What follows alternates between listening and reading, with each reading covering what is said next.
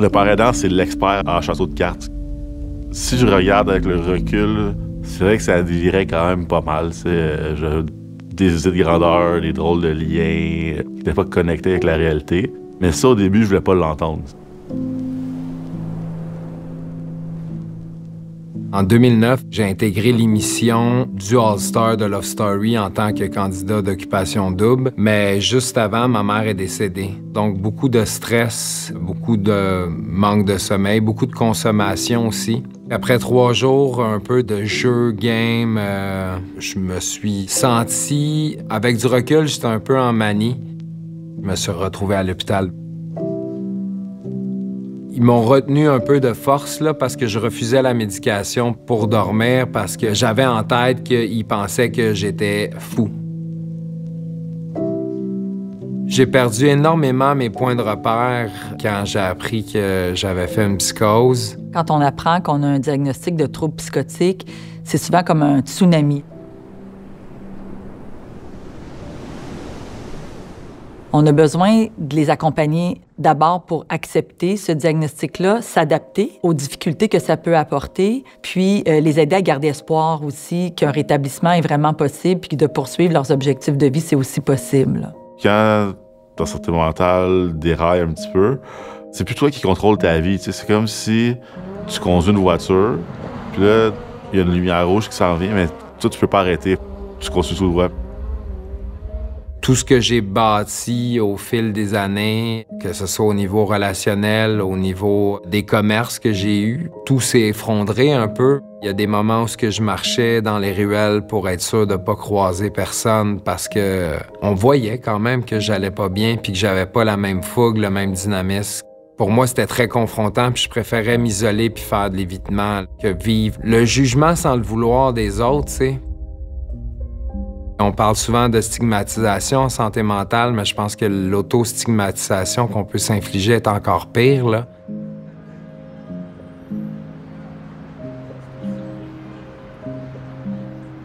C'est vraiment un château de cartes.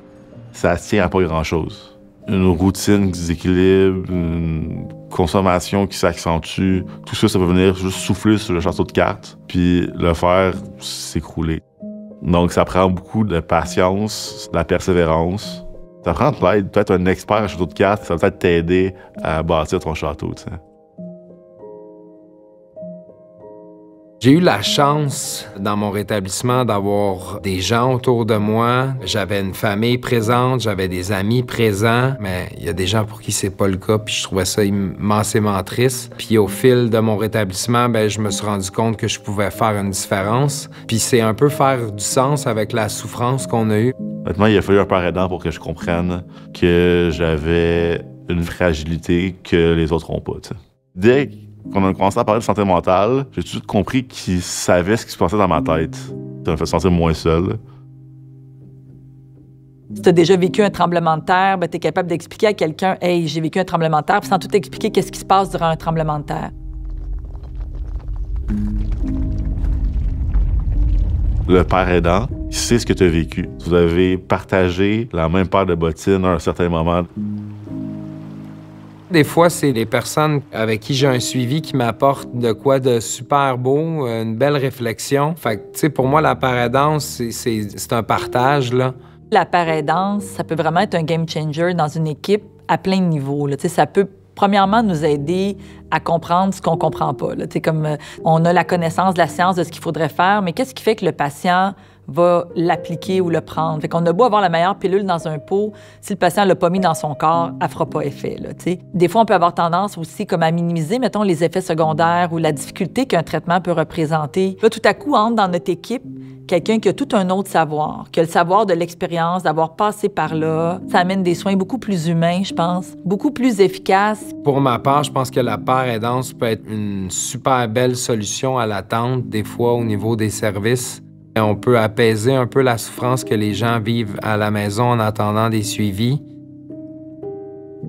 Tout le monde, en fait, mis ensemble, m'ont donné beaucoup d'outils pour que ça aille mieux. Puis voir Gabriel qui va bien, ça m'a donné espoir aussi, tu sais, que c'est possible de mener une vie normale, décente, même une belle vie, puis de s'accomplir également.